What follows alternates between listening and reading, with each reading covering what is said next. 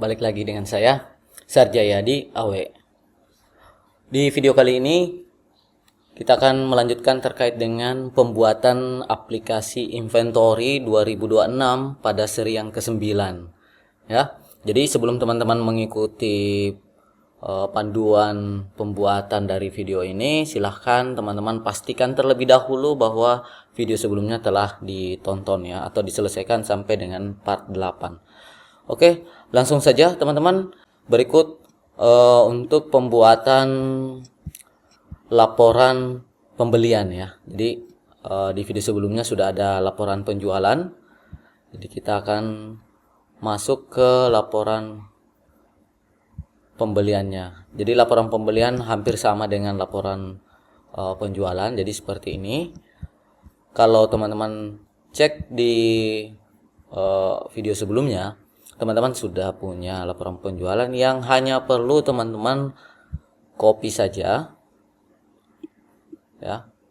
Kemudian teman-teman jangan lupa dicentang untuk create a copy dan tentukan posisinya setelah laporan penjualan ini dibuat ya. Jadi move to end. Oke. Nah, di bagian laporan penjualan, teman-teman klik kanan kemudian pilih rename ya. Pilih rename, ketik L_pembelian ya. Oke. Jadi ini adalah pembeliannya. Tinggal ganti bagian atas untuk headernya, laporan rekapitulasi penjualan, ganti dengan laporan rekapitulasi pembelian. Kemudian penjualan produk ganti dengan pembelian produk. Lalu retur penjualan tinggal ganti dengan retur pembelian. Penjualan bersih masukkan di sini pembelian bersih.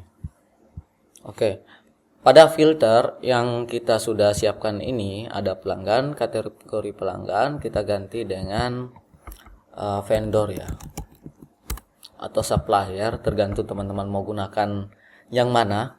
Jadi ini kategori vendor, kemudian kategori produk tetap sama. Ya, ini kategori produknya jangan diubah karena memang sudah default ya, sudah sama dengan penjualan dan pembelian. Tinggal kategori yang di sini, di kategori vendor, teman-teman bisa cek dulu di supplier. Oke, ini pemasok ya, kita ubah nama saja. Ini pemasok. Kemudian vendor kita ganti dengan pemasok.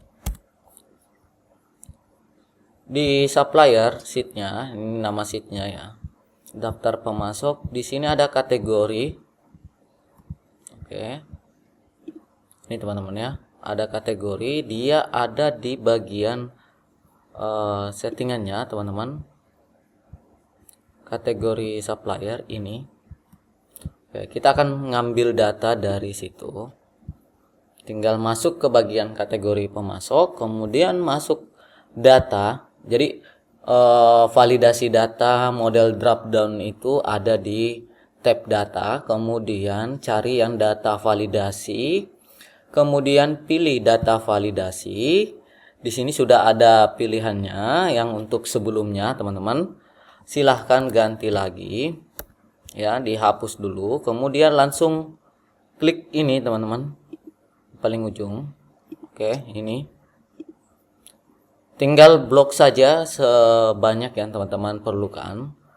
Lalu setelah seperti ini oke saja, maka akan diperbaharui untuk di sini kategori pemasok. Nah, nama pemasok juga sama teman-teman, ini customer. Masuk pada menu data, di data validasi teman-teman ganti ini customer, ganti dengan, kita hapus dulu, ganti dengan supplier, ini namanya, ini blok ke bawah teman-teman, tapi di sini bisa teman-teman ketik sampai 1000 ya. Jadi bisa sampai 1000 supplier atau 1000 pemasok. Enter. Ini oke saja. Nah, di sini sudah muncul pemasoknya, teman-teman. Oke. Sekarang kita cek dulu untuk quantity. Ini T jual quantity, T jual KB5 ya. KB5. Kita masuk ke transaksi. Untuk pembelian produk itu T beli. Nah, di T beli ini teman-teman cek di sini ya. Samakan dengan T jual, ada KB5 ya. Ini ada KB5 yang teman-teman sudah buat. Oke, ini ada kategorinya, kemudian kategori produknya kita buat 3 KB ya, KB3 sampai KB5. Jadi jika teman-teman sudah punya format yang sama, tinggal di copy saja. Ini di blok dulu, klik kanan, copy. Ini 3 kolom ya yang kita perlukan. Paste. Sini KB3. KB itu adalah kode kolom bantu teman-teman ya. Kolom bantu yang teman-teman siapkan untuk bisa mengotomatisasi laporan yang teman-teman ingin buat. Di KB3 kita samakan, ini untuk mengambil kategori customer. Oke, sekarang kita balik ke bagian laporan pembelian ya. Untuk suppliernya di sini kita cek dulu nama kolomnya.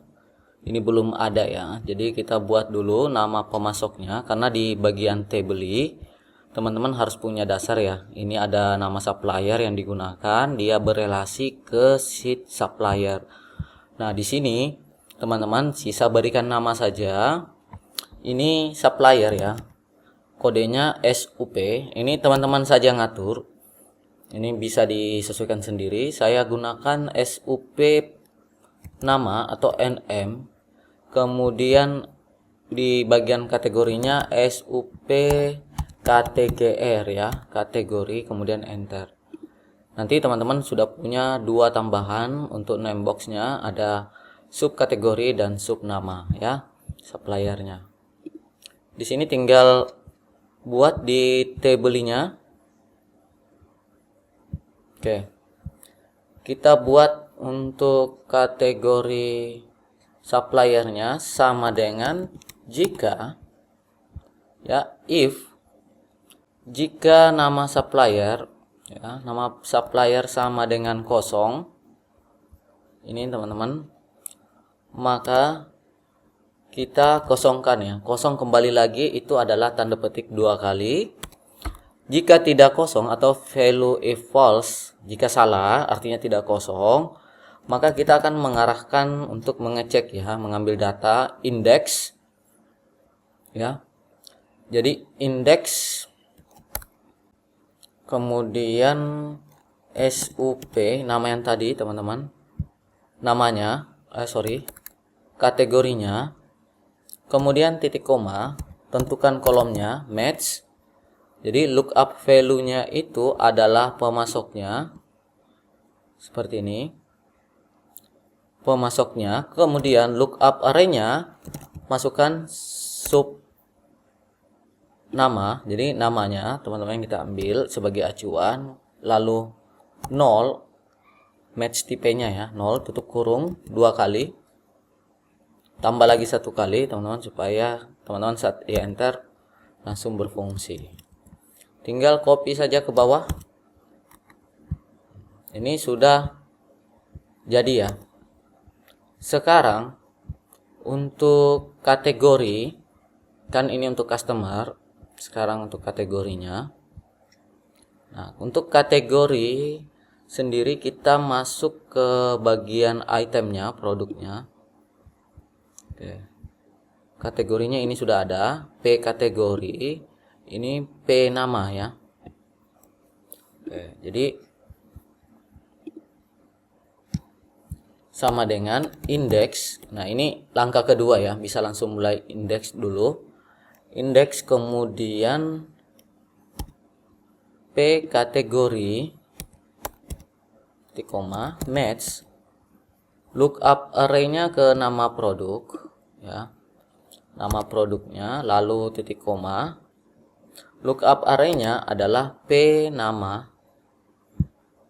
Oke, lalu 0 tutup kurung enter. Copy ke bawah. Di sini akan muncul error ya karena kosong di bagian ini. Berarti tidak ditemukan atau error. Itu tinggal tambahkan di bagian depan setelah sama dengan itu if error atau jika error. If errornya ini teman-teman ya, formulanya jika ini hasilnya nanti error, maka teman-teman berikan dia kosong ya, jadikan kosong supaya error NA nya ini hilang teman-teman. Jadi kita copy. Oke. Sampai di sini sudah selesai untuk 2 kolom kode bantu ya. Silahkan teman-teman cek kembali formulanya. Untuk yang KB3 itu mengambil dari datasheet supplier ya, supplier kategori. Kemudian untuk KB4 itu dari produknya ya. Jadi kategori produk. Nah, di KB5 ini kita akan melakukan validasi.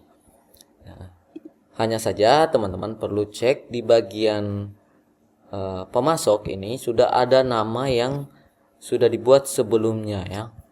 Nah, ini kalau teman-teman gunakan bisa konflik atau areanya ini terbatas. Jadi sangat tidak disarankan kalau copy paste copy sheet ya, teman-teman harus hapus nama yang sudah ada sebelumnya.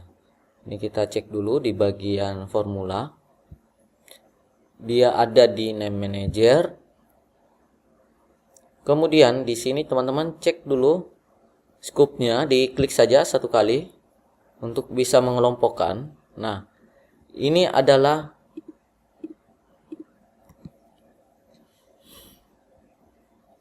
scope untuk laporan pembeliannya. Jadi yang lain itu scope-nya adalah workbook, ini sendiri laporan pembelian. Ini perlu dihapus dulu. Oke, dihilangkan saja seperti ini. Jadi ini kosong kembali teman-teman. Jika diarahkan kursornya maka kosong. Sisa teman-teman ganti ya. Misalnya tadi teman-teman tidak hilangkan, muncul seperti ini ya. Nah, ini teman-teman bisa edit, tapi kalau scope ini cuma L pembelian berarti itu menandakan hanya berlaku di satu sheet, bukan variabel yang general. Itu maksudnya. Oke, kita kosongkan dulu. Sekarang ini P pemasok ya. Jadi kita cek dulu namanya. Di sini ada LPG, customer, kategori customer dan kategori produk ya, KTGRP. Sekarang LPG kita ganti dengan LPB. LPB underscore supplier SUP enter. Ini LPB underscore KTGR S atau supplier. Jadi teman-teman harus ingat penamaan yang diberikan ya. Kemudian di bagian kategori produk LPB underscore KTGR ini P karena dia adalah produk ya. Enter. Jadi jika teman-teman cek di bagian name box-nya bertambah lagi untuk LP, ada LPJ, ada LPB. Ini adalah laporan pembelian. Sekarang hanya perlu masuk ke table-nya ya. Samakan dengan yang ada di T jual ini teman. Kita copy saja karena pada prinsipnya struktur tabelnya sama.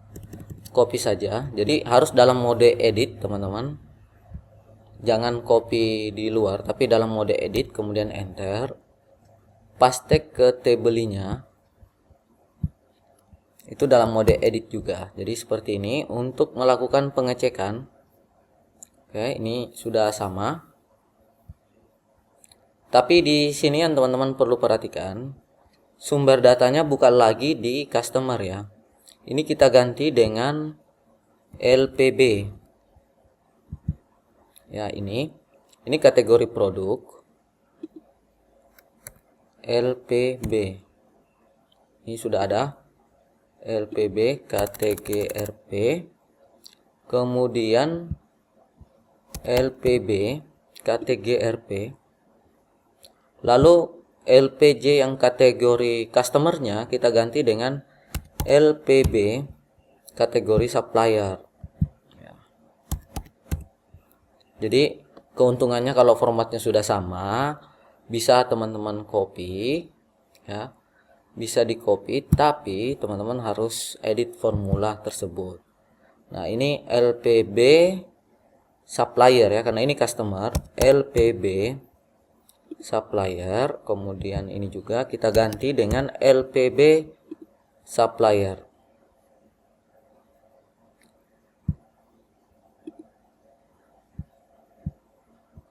Oke, LPB kategori supplier produk. Oke, sudah selesai, enter. Kita akan uji dulu, kita pilih yang minuman ya kategorinya, apakah sudah berfungsi. Minuman harusnya munculnya cuma satu ya. Oke, ini sudah muncul ya, sudah true yang minuman saja. Nah, jika teman-teman paham konteks yang kita bahas ini dalam memberikan nama, kemudian mendefinisikan kolom, serta penggunaan formula dasarnya, teman-teman akan bebas membuat template apapun yang teman-teman perlukan di Excel ataupun di Google Sheet.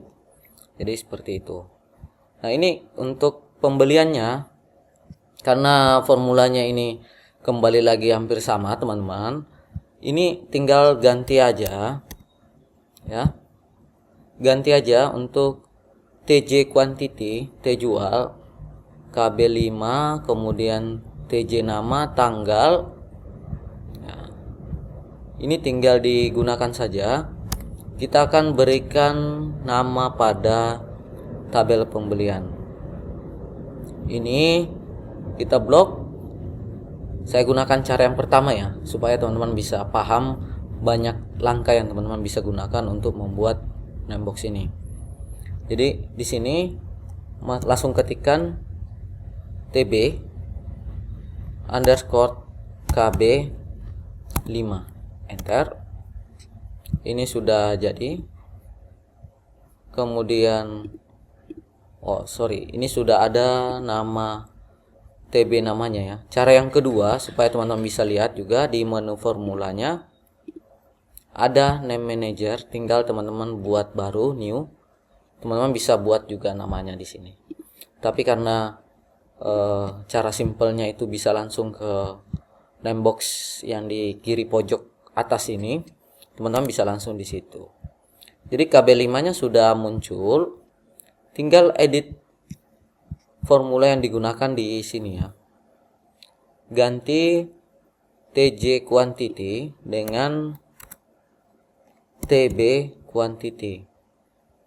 Ini sudah ada. Ya, TB quantity. Di sini ada TB KB5. Kita gunakan TBKB5, kemudian TJ nama kita ganti dengan TB nama, tabel beli untuk namanya. Ini TJ tanggal, TB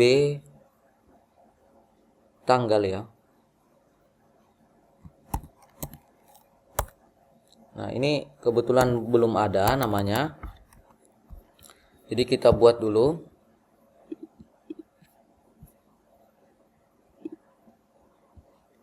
TB underscore tanggal.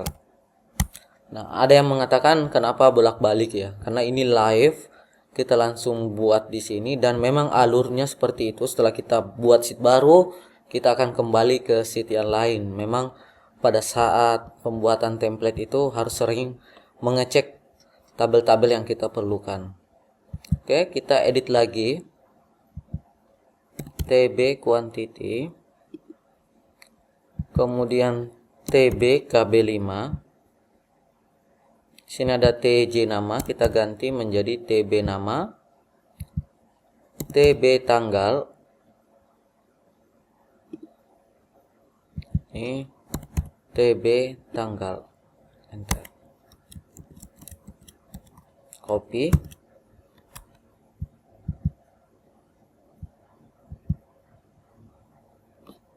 oke.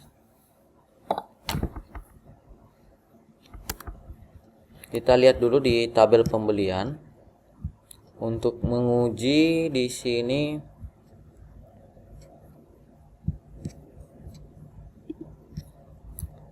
kuantitinya ada 2 ya, produk 1 4, produk 2 3.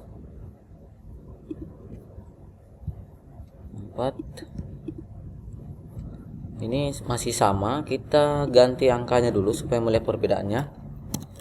Ada 7, ini 2 saja ya. 6, 7 dengan 6, 7 dengan 6. Oke, sudah sama. Sekarang kita ke totalnya ya. Totalnya tinggal ganti aja. TJ total menjadi TB total. Ada tidak? Oh, ini belum dilengkapi. Kita akan buat T belinya. Ini TB underscore total,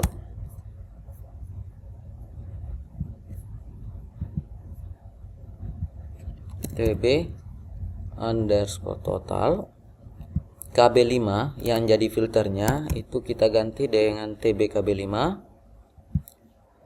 TB nama, TB tanggal,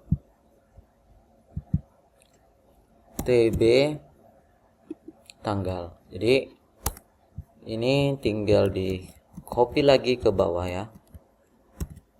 Nah, ini hasilnya sudah muncul secara otomatis untuk harga. Retur pembelian teman-teman tidak usah khawatir, ini kita tidak akan hapus dulu karena ini akan dilanjutkan mengikuti pola yang ada di R jualnya juga ya.